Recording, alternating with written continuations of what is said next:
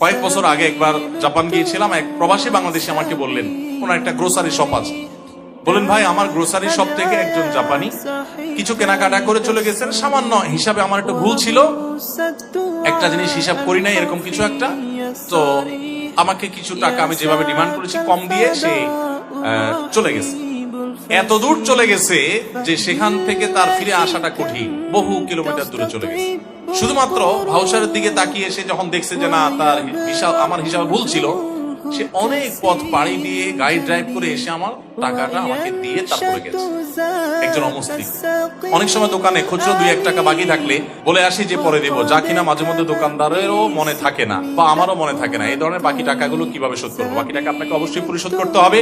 আপনি বাকি দেব বলে যদি ফাঁকি দেন তাহলে অবশ্যই আল্লাহ তাআলার কাছে জবাবদিহি করতে হবে। নবী করিম সাল্লাল্লাহু আলাইহি ওয়াসাল্লাম বলেছেন, কিয়ামতের ময়দানে আমরা যদি একটা পয়সাও কারোর মেরে থাকি, সে পাওনাদার কিন্তু হাজির হয়ে যাবে। ওই দোকানের 1 টাকা খুচরা 2 টাকা খুচরা ওইটার জন্য সে হাজির হয়ে যাবে।